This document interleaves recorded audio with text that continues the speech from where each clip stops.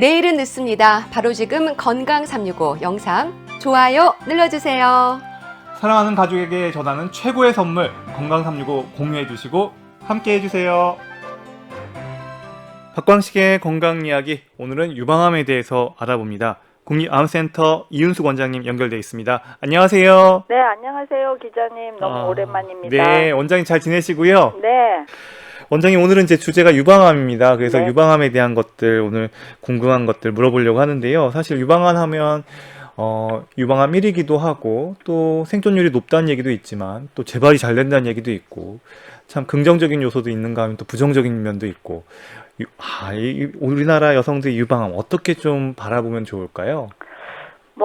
일단은 말씀하신 것처럼 계속해서 증가하는 암이니까 잘 검진을 받는다든지 또 위험 요인을 좀 피할 수 있는 운동이라든지 또 이제 실은 결혼을 좀 빨리 해서 아기를 낳는 것도 되게 중요한 일이거든요. 그러면 우리 저출산 문제도 좀은 도움이 되고 또 여자들의 암을 예방하는 데도 도움이 되는데 그런 부분들이 실은 좀 여성들의 어떤 그 생활 습관이나 라이프 스타일을 바꾸는 게 좀 쉽지는 않은 것 같아요. 네. 모든 여성들이 또 원하는 그 자기 삶의 방식이 있지 않습니까? 그렇죠. 그러다 보니까 계속해서 좀 늘어날 것 같습니다. 그렇게 따지면 초기에 발견해서 잘 치료를 받고 또 치료 후에 그 나의 삶이 정상으로 돌아가는 그런 이제 어떻게 보면 결과가 제일 중요하니까 조기 발견을 잘 하는 게 참 중요할 것 같습니다.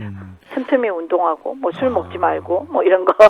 사실은 그게 기본이고 정말 중요한 얘기인 것 같습니다. 사실 근데 우리나라에서 상대적으로 좀 비교적 젊은 유방암 환자들이 많다고 그러던데요. 정말 그런지도 궁금하고 그렇다면 이유가 뭔지도 여쭤봅니다. 이제 젊은 여성들의 유방암이 그런 미국 젊은 여성들에 비해서 더 높으냐 그렇지는 않습니다. 그러니까 이제 미국의 30대 우리가 흔히 이제 유럽이나 미국이 유방암이 제일 많은 나라니까 미국의 30대와 우리나라 30대는 발생률 자체가 거의 동일합니다. 거의 근접했거든요. 네. 근데 이제 미국의 60대나 미국의 70대하고 한국의 60, 70대는 여전히 차이가 있거든요. 네. 그러니까 훨씬 낮은 거죠. 미국의 60, 70대가 훨씬 더 발생률이 높고 한국의 60, 70대 여성들은 발생률이 그보다 훨씬 낮으니까 상대적으로 이제 젊은 사람들은 다 서양 사람들에게 근접해 있고 나이가 드신 분들은 그보다는 발생률이 낮으니까 상대적으로는 되게 높아 보이는 거죠. 그런 또 이유가 있었군요. 교수님이 보시기에요. 유방암은 유전적인 요인하고 환경적 요인 발생에 있어서 한 어느 정도 비율을 차지하는 것 같아요. 이건 제가 궁금해서 좀 물어보는 거예요. 네, 유전적인 요인이 실은 거의 모든 암에서 유전적인 소인이 한 10% 정도는 과거에는 이제 그 작용을 한다고. 그러니까 10명 중에 1명 정도는 유전성이 되게 크다. 그리고 나머지는 이제 주로 환경적인 요인이라고 했었는데 이제 그게 많이 자꾸 무너지고 있는 것 같습니다. 그 이유가 이제 우리가 그 중요하게 암을 일으키는 브라카 BRCA 1번, 2번 이런 유전자들은 그 환자한테 미치는 영향력이 한 90% 정도 된다면 나머지 또 그렇게 크게 임팩트 팩터가 이렇게 높지는 않지만 또 이제 나름 영향을 주는 여러 가지 요인들이 내가 가지고 있는 유전자에 조금의 다른 변화로 인해서 환경적인 그 어떤 위험 요인을 받아들이는 거가 서로 이제 상호 액션을 하거든요. 그래서 우리가 그거를 유전자와 환경의 이제 인터액션 그런 상호작용이라고 합니다. 그런 그 영향들이 있기 때문에 과거처럼 유전성은 딱 얼마, 환경적인 건 딱 얼마 이렇게 요새 나누기는 되게 어려울 것 같고요. 그러면 이제 우리가 기술이 계속 발전하고 데이터가 계속 쌓이면 어떤 유전자를 가진 사람들은 어떤 환경적인 요인이 훨씬 더 큰 영향을 미칠 수 있다 이런 것들이 이제 계속 나올 건데. 그런 연구들을 엄청 하고 있는 거죠. 네. 그러면 사실 유방암에 있어서 유전적 요인은 일반인들이 알기엔 좀 어려운 부분이고 유전적 요인 부분들은 좀 더 구체적으로 들어가 봐야 될 것 같고, 그럼 환경적인 요인, 유방암에 있어서 어떤 발병 요인들이 명확하게 알려진 것들이 무엇인가요? 흔히 이제 호르몬 영향을 다 많이들 이야기를 하시거든요. 그래서 빠른 초경이라든지 늦은 폐경이라든지, 그 다음에 이제 또 무엇보다도 사춘기 때 나 혹은 이제 한창 클 때, 네. 성장기 때 먹는 것들도 되게 중요해요. 어. 그래서 우리가 이제 여성들의 키가 계속 커지고 있지 않습니까? 네네. 과거에는 뭐 우리가 한 155 정도가 여성들의 평균 키라면 지금은 한 163 뭐 이렇게 이제 키가 계속 커지는 것도 유방암의 굉장히 위험 요인입니다. 그게 이제 큰 키는 언제나 유방암 발생률하고 되게 관계가 많거든요. 네. 그 이유가 이제 그 아주 클 때, 혹은 사춘기 때 그런 우리가 섭취하는 어떤 이런 음식물하고도 굉장히 관계가 있습니다. 그러면 이제 여성 호르몬 영향, 그 다음에 어떤 신장의 영향, 이런 부분들은 이해를 했고요. 그러면 실제로 우리가 먹는 식단 중에서도 유방암과 연관이 있다, 이런 것들에 대한 연구도 있나요?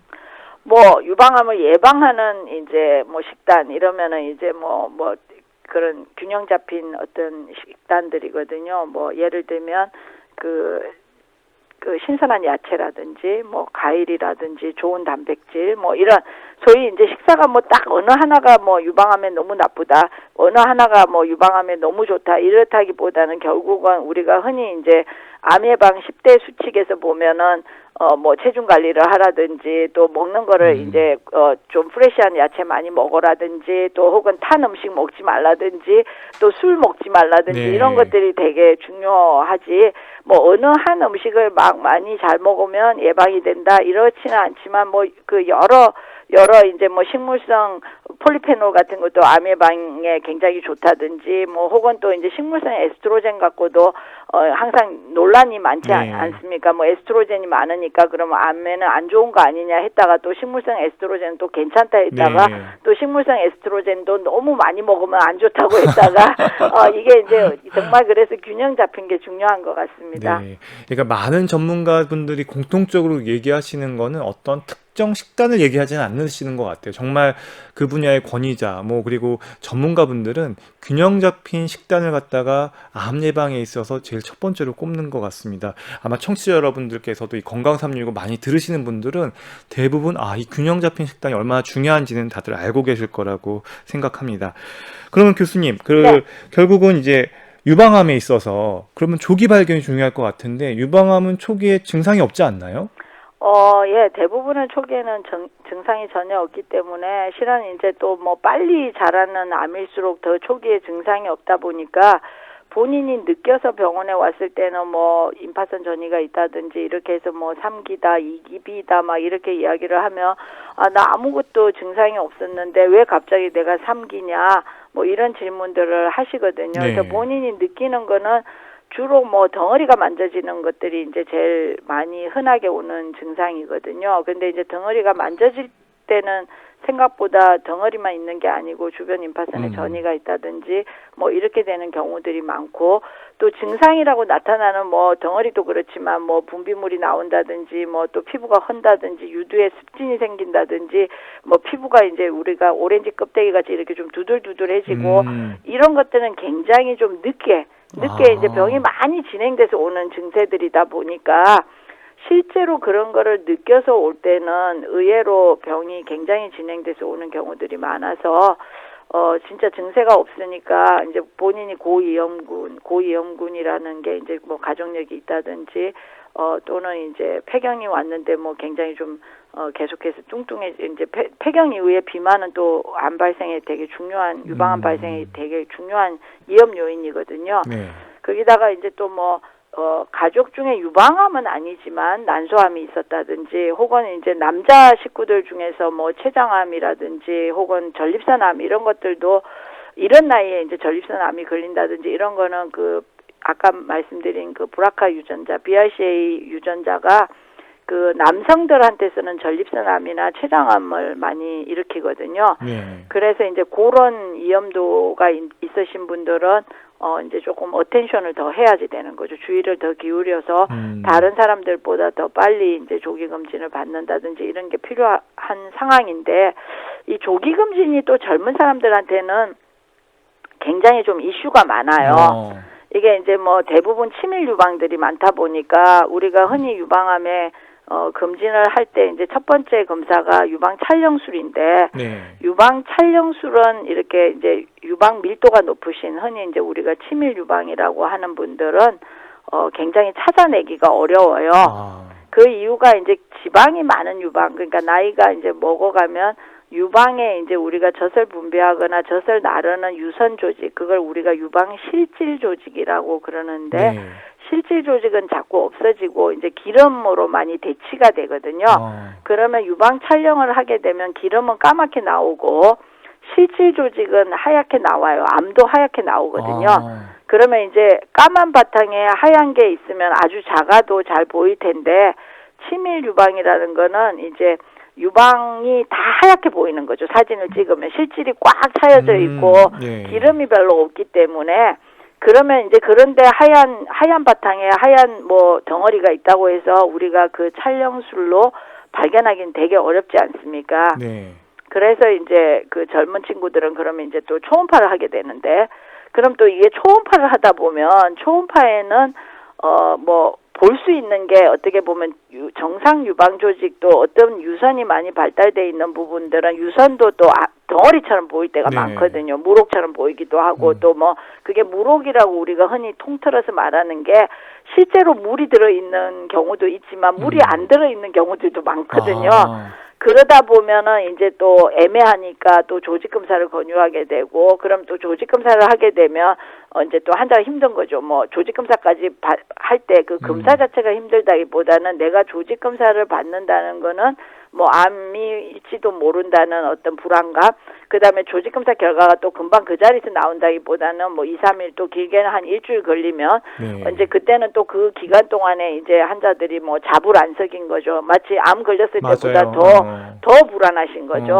그런 것들이 이제 쌓이다 보면 또 검사를 자주 하시는 분들은 아무래도 조직 검사 같은 걸 또 자주 받게 되면 그게 또 조직의 변형이 생겨요. 네. 그러면 또 그 변형 자체는 나중에 검사를 하는데도 이렇게 좀 그 바이어스로 작용을 해갖고 혼돈을 줄 수가 있고 또 이제 그 자체가 변형을 일으키는 거는 또 염증이거든요. 그래서 염증이 반복되는 거는 또 이제 길게 보면 그 자체도 암 위험의 요인이거든요. 네. 그래서 이제 그런 또 젊은 사람들이 검진의 장점도 있지만 그러니까 가족력이 있거나 내가 뭐 위험도가 높아서 검진을 할 때 암을 발견하는 장점도 있지만 또 이제 검진이 주는 어떤 그 뭐라 그럴까 좀 그 사이드 효과 이런 것들이 또 좀 안 좋은 효과들도 있어서 그 균형을 맞추는 게 상당히 어려운 것 같아요. 그래서 이게 중도가 진짜 힘든 것 같아요. 그러니까 오늘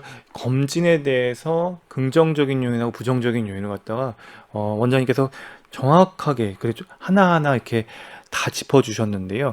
그러면 이제 우리나라 여성분들한테 언제부터 어떤 정기검진을 받는 게 좋다라고 얘기를 해줄 수 있는지 한번 정리 한번 부탁드릴게요. 그래서 보통은 이제 35세 이후에 정기검진을 하라고 돼 있고, 이제 보통은 이제 전문가들은 1년에 한 번씩 검진을 하는 게 좋다고 돼 있지만, 국가는 2년에 한 번씩 이제, 검진을 해줍니다. 국가는 40세 이후부터. 네. 그렇지만 이제 보통은 30세 이후에, 급격하게 암이 이제, 쫙 올라가니까 전문가들은 35세 이후에는 검진을 하는 게 좋다고 하고 있고, 그 다음에 이제 그러면 35세에서 50세가 될 때까지의 한 15살이 항상 좀 문제인데요. 네. 50세 넘어가면 유방 촬영술이 굉장히 정확해져요. 그런데 이제 35세에서 이제 말하자면 50세까지의 한 15살에 해당되는 이분들은 유방 사진만 찍어갖고는 또 이제 어떤 때는 치밀 유방이라고 나오면 어쩔 수 없이 초음파를 해야지 되는 상황이고,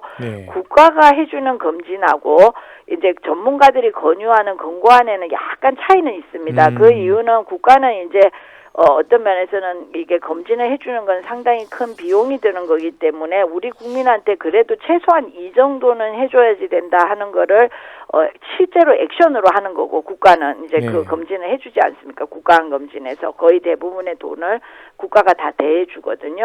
그런 입장에서 이제 최소한의 돈을 들여서 최대한의 효과를 낼 수 있는 거를 국가는 이제 그 액션을 하는 거고 전문가들이 볼 때는 그래도 적어도 암을 빨리 찾아내려면 이 정도는 해야지 된다 하는 권고안은 35세 이후에 이제 유방 검진을 받고 그다음에 40세가 넘어가면 유방 촬영을 하는 것이 좋다. 그리고 1년마다 하는 것이 좋다라고 돼 있지만 아까 말씀드린 것처럼 40대에서 50대 사이는 그게 굉장히 그 유방 촬영술 자체가 치밀 유방이 많아서 정확도가 떨어지고 또 매년 찍는 게 방사선의 어떤 위험 요인들이 있어서 그 부분은 굉장히 이제 좀 환자에 따라서 맞춰서 어떤 분은 1년에 찍으라고 하고 어떤 분은 유방 촬영술은 2년에 한 번씩 하고 중간에 초음파를 하자든지 뭐 요런 좀 이제 맞춤이 좀 달라집니다.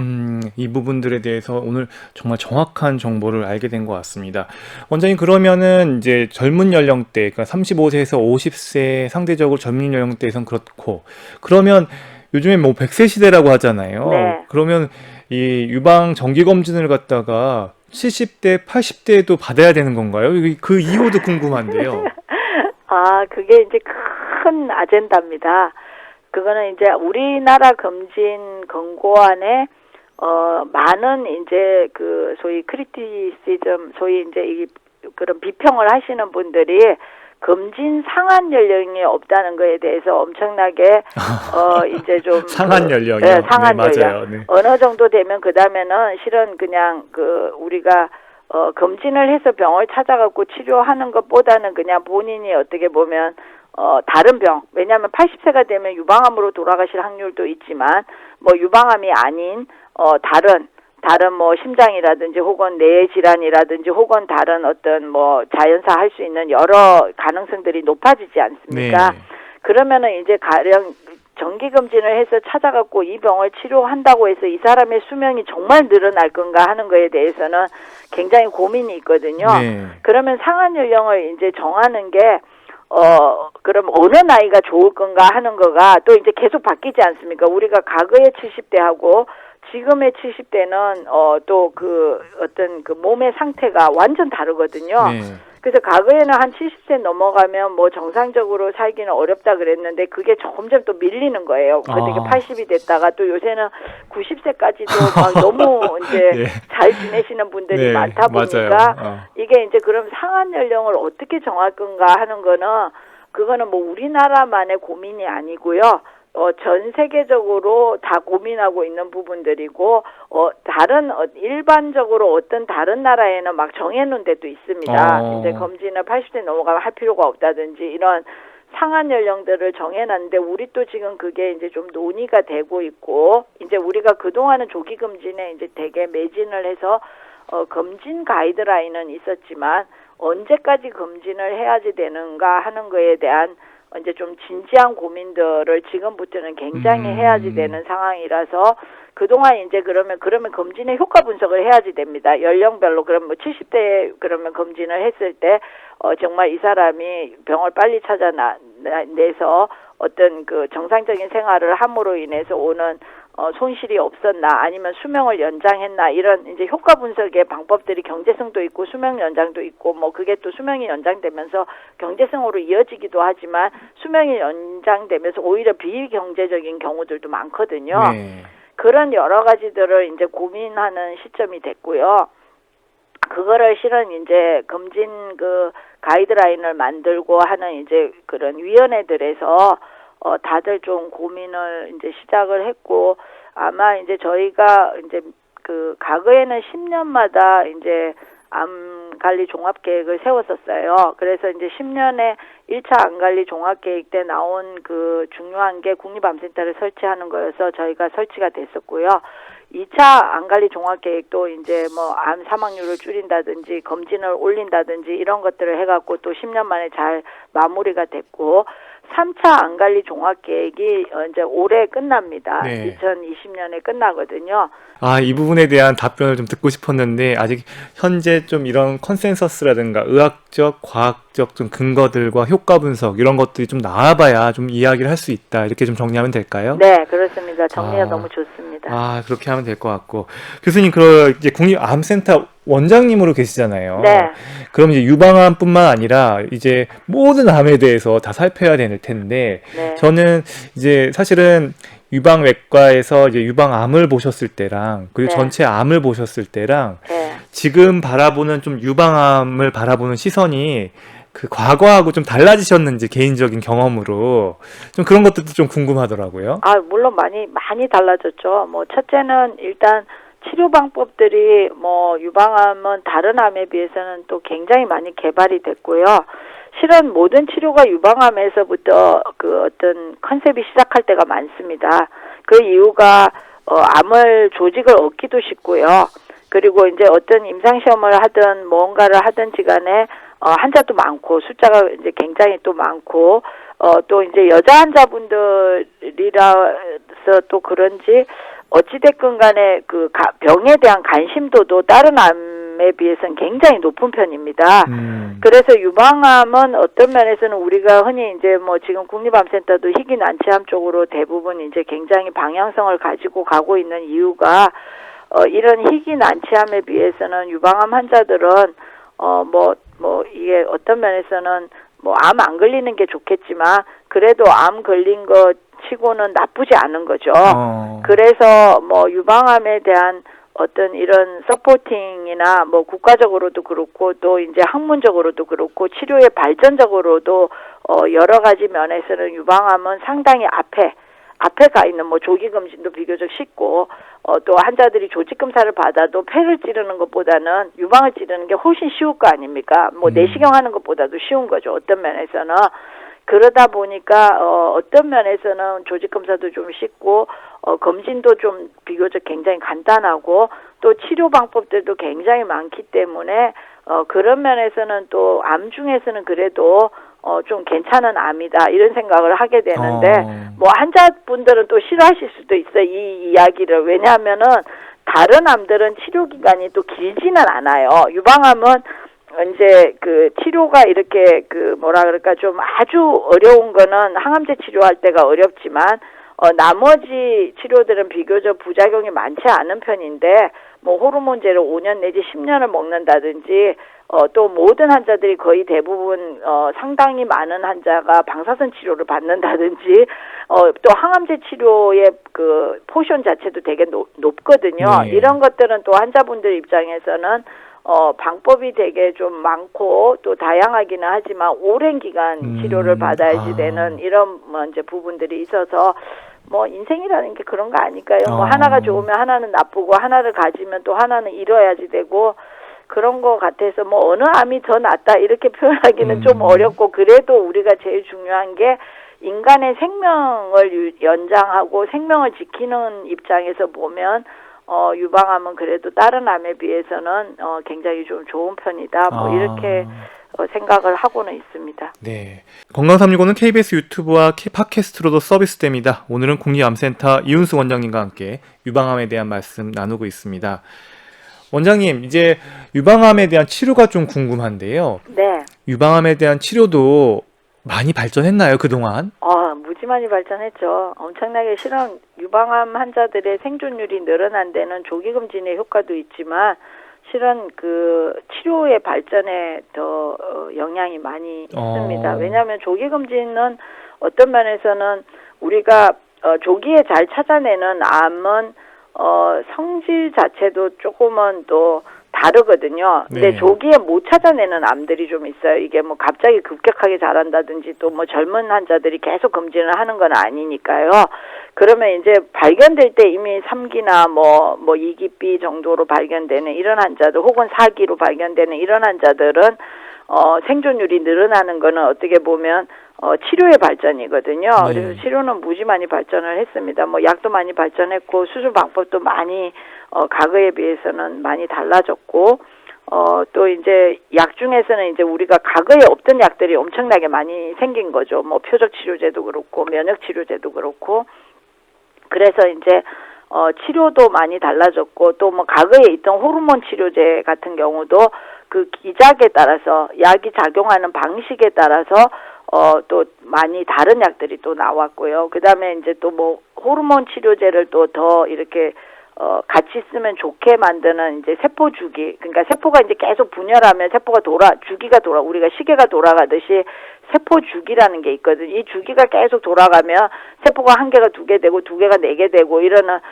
주기가 있거든요. 그 세포 주기를 차단하는 또 그런 약들도 이제 발명이 돼서 이제 이미 이제 임상에서 다 쓰고 있거든요. 그래서 뭐 굉장히 획기적인 발전을 이루었죠.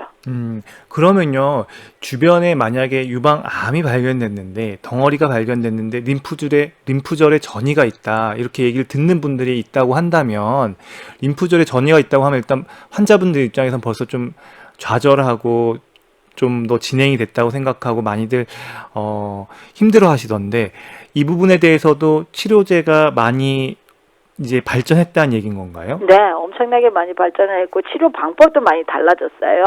보통은 이제 우리가 병을 발견하면 과거에는 항상 수술을 먼저 했거든요. 맞아요. 예. 그리고 수술을 한 다음에 이제 조직 검사를 봐요. 그러면 조직 검사 결과에 따라서 뭐 당신은 뭐 이런 항암제도 받고 뭐 또 방사선 치료도 받고 뭐 이렇게 이야기를 했다면, 예, 그게 제가 하는 방식인데요. 네, 그렇게 이야기를 했다면 지금은 이제 이미 임파선 전이가 있는 사람은 우리가 조직 검사를 할 때 암이다 아니다도 검사를 했지만 조직 검사에 암이고 암 아니고를 보는 검사가 1차적인 검사라면 암인 경우에는 우리가 그럼 얘가 어떤 종류의 암인가를 다시 검사를 더 해요. 그게 이제 뭐 흔히 말하는 암이 가지고 있는 표지자라고도 하고 또 이제 좀 유식한 말로는 바이오 마크라고 그래요. 네. 마크가 있는 거죠. 우리가 뭐 사람도 주민등록 번호가 있듯이 얘네들도 마크가 있어서 몇 가지로 분류를 할 수가 있어요. 네. 그 분류가 이제 호르몬의 반응성을 가지고 있으면 호르몬 반응성이라고 이제 반응이다고 호르몬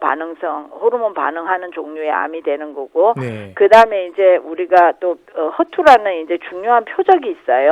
네. 여기에 대한 표적 치료제도 이제 개발이 돼 있거든요.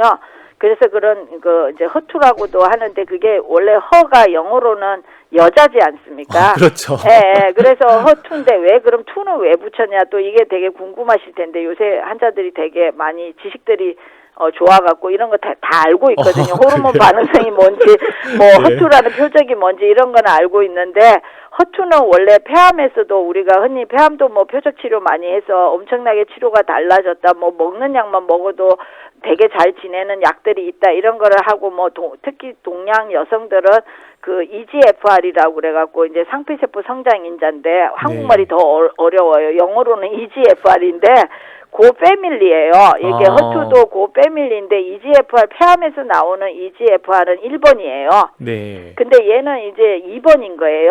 그래서 이제 원래는 EGFR2가 그러니까 EGFR 2번이 원래 명인데 이게 이제 여자들한테 주로 나타나는 거라고 해서 허라는 또 이름을 붙이고 뭐 이런 이제 이름을 이제 처음에는 이게 잘 모를 때는 어떤 사람은 EGFR 2번이라고 했다가 어떤 사람들은 또 허라고 이름을 붙이고 이러면서 이제 이게 나중에 패밀리라는 걸 또 서로 알게 되고 뭐 이렇게 발견이 되는 것들이거든요. 그렇게 해서 암 표지자나 바이오 마크가 계속 개발이 되면 그 바이오 마크에 또 우리가 모르는 마크가 개발되면 또 그 마크에 맞는 치료제들이 개발된다, 이렇게 생각을 하시면 그게 이제 표적 치료제. 예, 그럼 림프절 전이 뭐 이렇게 조직 검사나 이런 것들 통해서 방금 이야기하신 것에 양성 반응이 나왔다, 그런 것에 유전자가 있는 것으로 나왔다고 하면은 먼저 수술하기 전에 치료제부터 쓰는 건가요? 네. 그래서 전신요법을 대부분 먼저 하는 거죠. 뭐 표적 치료제 플러스 항암제를 하고 이제 시작을 하거나, 또 이제 그 이도저도 아닌 것들이 이제 삼중엄성 유방암인데 흔히 여자분들이 삼중엄성 유방암 진단받으면 막 다들 힘들어 하시는 맞아요. 이유가 예, 뭐 치료제가 이제 아직도 화학요법, 소위 흔히 말하는 머리 빠지는 항암제, 예. 거기에 의존을 하고 있다 보니까 이제 삼중엄성 유방암 환자들은 뭐 나는 치료제도 별로 없다, 뭐 이제 또 뭐 항암제만 딥다 맞다가 예후도 안 좋다고 한다, 이런 뭐 이제 그 좌절들이 있는데, 실은 그 아까 말씀드린 호르몬 반응성이나 표적 치료제는 치료제가 많이 개선이 됐는데 삼중엄성 유방암이 상대적으로 많이 개선이 덜 된 부분이 있지만 있지만 지금은 또 이제 면역치료제라는 것들이 나오면서 면역치료제 임상시험을 또 엄청나게 이 삼중엄성 유방암 환자들은 하고 있는 상태입니다. 아, 그렇군요. 네. 이제 조금 개념이 잡혔어요. 그러니까 예전에는 수술이 먼저 하고 수술해서 조직검사 결과로 항암 치료나 방사선 치료 이렇게 계획들을 세웠는데 요즘에는 먼저 이 전신 치료에 잘 반응하는 요인들이 있는지 검사를 해서 유전자나 뭐 호르몬이나 이런 반응을 검사해서 있으면 그걸 먼저 치료를 하고 근데 그런 것도 전혀 없는 것 같다가 삼중 음성 유방암이다 이렇게 얘기를 한다는 거죠. 예, 그래서 이제 삼중엄성 유방암도 먼저 수술을 하지는 않고요. 보통은 이때는 그 항암제를 먼저 쓰고요. 그리고 네. 또 이제 새로운 치료제들을 지금 많이 개발을 하면서 유방암 중에서는 굉장히 좀 그래도 비교적 난치라고 생각하는 것들이 삼중엄성 유방암이라서 이 부분에 대한 신치료제들이 지금 많이 나오고 있거든요. 그 중에 하나도 면역치료제인데 이런 임상시험을 권유하기도 합니다. 그러면 이제 전이가 없는 경우는 여전히 수술이 먼저인 거죠? 예, 전이가 없는데 또 혹이 크면 전이는 없어도 혹이 크면 또 이제 수술을 먼저 하게 되면 유방을 많이 떼어내면 또 모양이 망가질 수가 있지 않습니까? 네. 그럴 때는 또 말씀드린 특히 표적이 나온다든지 삼중엄성 유방암이라든지 이런 분들은 그래도 전신 치료를 먼저 하는 경우들이 많습니다. 네, 유방암에 대한 치료 이렇게 들어봤습니다. 원장님 하나 궁금한 게 있는데요. 네. 유방에 혹이 있다고 하면 많은 여성분들 일단 걱정부터 많이 하기 마련입니다. 근데 유방암이 아니라 유방에 혹이 있을 때 일단은 무조건 절제하는 게 좋은 건지 아니면 지켜보는 게 좋은 건지 여기서 많이들 좀 고민하는 경우들이 있는데요. 사실은 의학적으로 명확한 기준들이 있는 거죠. 절제하는 경우하고 지켜보는 것하고요. 일단 그 혹이 종류가 뭔지를 이제 먼저 알아봐야지 될 것 같습니다. 실은 이제 여자분들이 혹이라고 생각하는 것도 혹이 아닌 경우들이 많아요. 아, 특히 이제 젊은 여성들은 그 본인은 혹이라고 생각하고 병원에 갔지만 의사 선생님은 이건 혹이 아니고 그냥 유방 조직이 좀 덩얼덩얼하게 만져지는 거야. 뭐 이렇게 이야기할 때가 꽤 있거든요. 네. 그건 당연히 지켜봐야지 되겠죠. 근데 이제 진짜 혹인 경우들도 있어요. 그러면 이제 그 혹이 뭐 우리가 소위 악성, 암인지 아닌지를 조직 검사를 통해서 확인할 때도 있고 또 어떤 때는 조직 검사를 안 해도 이거는 영상만으로 봐도 뭐 전혀 암은 아니니까 괜찮다 하는 혹들도 있기는 합니다.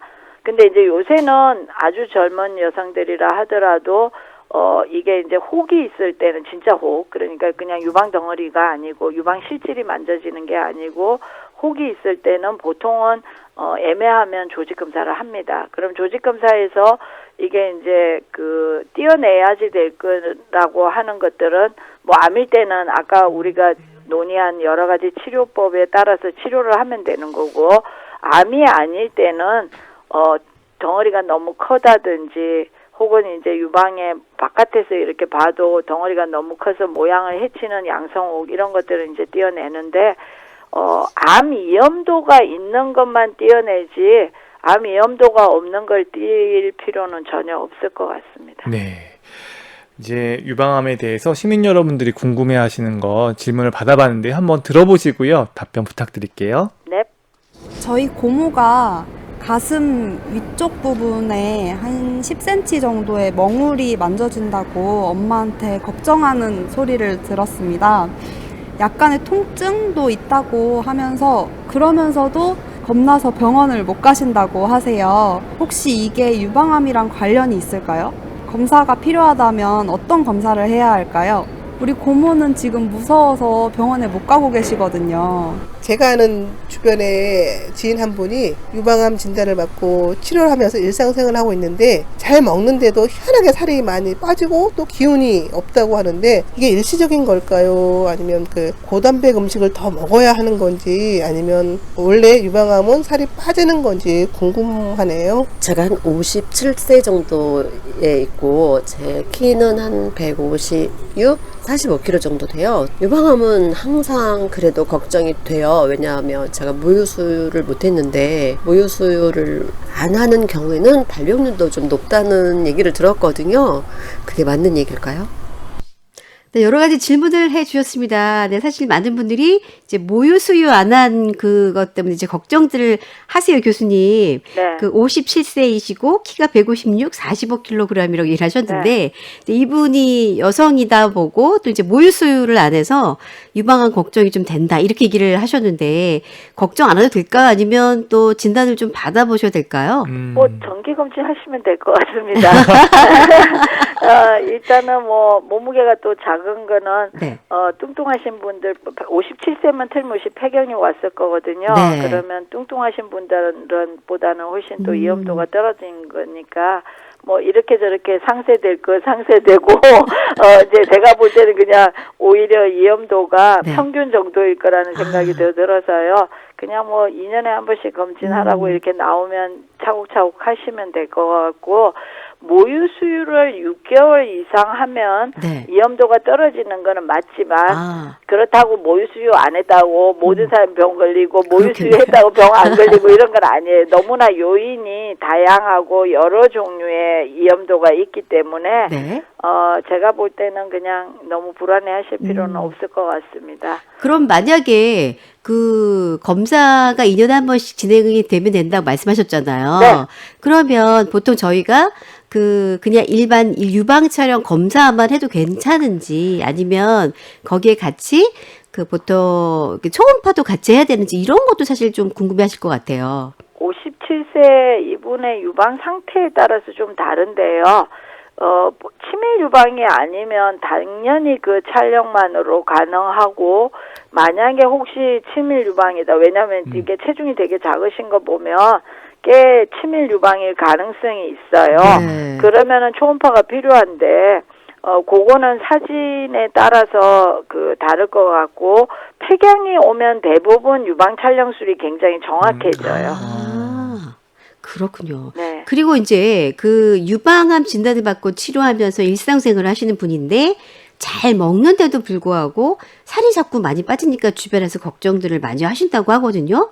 또 기운도 없어 한다 이렇게 얘기를 하던데 이게 일시적인 증상일지 아니면 고단백 음식을 좀 더 먹어야 되는 건지 아니면 유방암 치료 받을 때는 살이 좀 빠질 수밖에 없는지 또 이런 게 궁금하시다고 하시네요. 근데 이분이 치료는 끝나고 일상생활을 하시면서 살이 빠지는 거는 다른 이유가 있을 수도 있어요. 유방암하고 관계없는. 뭐 갑상선 기능이 항진돼 있다든지 뭐 호르몬적으로 어떤 다른 이유일 수도 있고요. 근데 뭐 혹시 이제 병이 유방암도 이제 전이가 오거나 이러면은 실은 체중이 빠질 수는 있는데 네. 일상생활이 다 되는 걸로 봐서는 꼭 그런 건 아닌 것 같고 실은 살이 빠지는 거는 다른 이유를 좀 찾아봐야지 되는데 이럴 때도 있어요. 환자분들이 보통 치료를 받고 나면 굉장히 운동도 잘하시고 네. 식단도 막 굉장히 건강식으로 바꿔요. 뭐 야채 많이 먹고 과거에는 뭐 지방 많이 먹었는데 네. 지방들 많이 줄이고 탄수화물 줄이고 그다음에 규칙적으로 뭐 일주일에 5번 이상 땀나는 뭐 그러니까 보통 한 4-50분 운동하라고 하니까 네. 그런 걸 잘 하셔서 그럴 수도 있는데 그게 이제 요 이야기만 들어봐서는 조금 애매하고 네네. 그렇지만 유방암은 살이 빠지는 질환은 아니에요.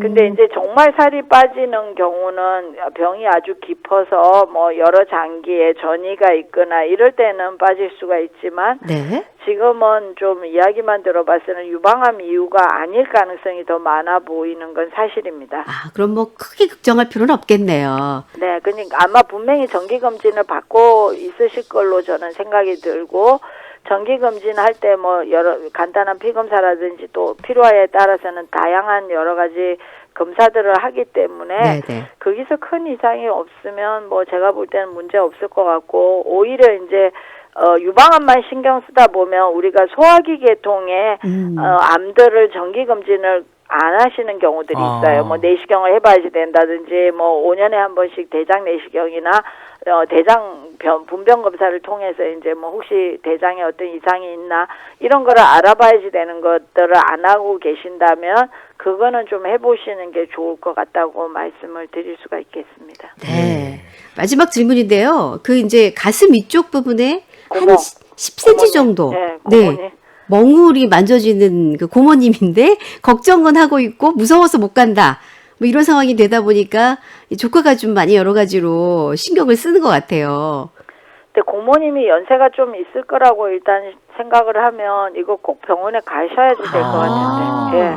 그리고 뭐 겁내시지 말고 병원에 가시면 별거 아닌 거면 그걸 뭐 본인이 그러니까 그 덩어리가 진짜 본인이 생각하는 그런 덩어리 아닐 때도 있거든요. 네네. 그래서 이거는 가셔서 의사 선생님 보면 금방 알 수 있는 거고, 설령 이게 암이 진단이 된다 하더라도 뭐 유방암은 실은 너무 늦었다 이런 데는 없어요. 네네. 그러니까 사기라 하더라도 저희가 치료하면서 생존율이 계속 늘어나고 있으니까. 그리고 뭐 지금 이야기 들어봤으면 그렇지도 않은 것 같아요. 그냥 덩어리가 만져지는데 병원에 못 가고 계신 거죠. 걱정은 또 되시면서. 네, 그래서 네. 그냥 가시면 될 것 같고, 뭐 조카님이 끌고라도 가셔야지 되지 않나. 예. 알겠습니다. 아, 진짜 중요한 거는 병원에 일단 가는 게 중요하다는 거. 네, 네, 이분 같은 기억하셔야 경우는 되겠네요. 꼭 가셔야지 될 것 같습니다. 네. 가셔서 보면 금방 알 것 같습니다. 네. 알겠습니다. 리포터 전소연 씨 감사합니다. 네, 고맙습니다. 네, 고맙습니다. 그리고 이제 유방암에 있어서 제가 하나만 그래도 여쭤보면 이제 재발이나 이런 위험 요인 때문에 유방암을 안고 사시는 분들, 치료받으신 분들 어떻게 좀 앞으로 관리하는 것 이런 조언이 가능할까요? 뭐, 먹는 약이라든지 이런 걸 이제 장기적으로 먹게 되면 특히 호르몬제 오래 드시는 분들은 뭐 골다공증의 위험도도 있고 또 뭐 젊은 여성들은 타목시펜이라는 약을 먹게 되면 또 질분비물이라든지 어떤 때는 또 이제 출혈 같은 게 질출혈 같은 것들이 좀 이런저런 불편함이 있어요. 그렇다 하더라도 뭐 어떤 면에서는 그 치료제가 있는 거에 대해서는 좀 긍정적으로 왜냐면 이게 오래 약을 먹으면 환자들이 두 가지 문제가 있는데 신체적으로 오는 변화들 때문에 심리적으로 굉장히 환자들이 힘든 경우들이 많아요. 그래서 이 심리적인 뭐 저희도 지금 우리나라도 코로나 오래 가면서 막 국가적으로 뭐 코로나 블루다 이렇게 맞아요. 이야기들을 하듯이 이 유방암 환자들도 의외로 몸은 아무 이상이 없어도 그 마음의 여러 가지 우울이라든지 장기화되는 그 치료 이런 것 때문에 상당히 무력감에 빠지기도 이러거든요. 네. 그래서 그 긍정 마인드 또 뭐 이럴 때일수록 저는 긍정 마인드 되게 중요한 것 같아서 특히 이렇게 그 여성분들이 신체의 어떤 변화, 뭐, 그 다음에 또 이제 그 폐경이 오신 분들은 뭐 골다공증이라든지 또 활동들이 자꾸 줄어들고 뭐 관절도 여기저기 아프고 이러다 보니까, 또 이제 그게 악순환의 고리에 들어가는 경우들이 많아서 좀, 굉장히 좀 뭐랄까 영적으로 혹은 마음적으로도 좀 건강하고 몸적으로 건강하려면 또 규칙적인 어떤 생활, 규칙적인 운동 이런 게 참 중요한 것 같아서 그런 것들을 좀 잘 지켜주십사 하는 마음이 큽니다. 네, 국립암센터 이은수 원장님 오늘 말씀 고맙습니다. 네, 감사합니다.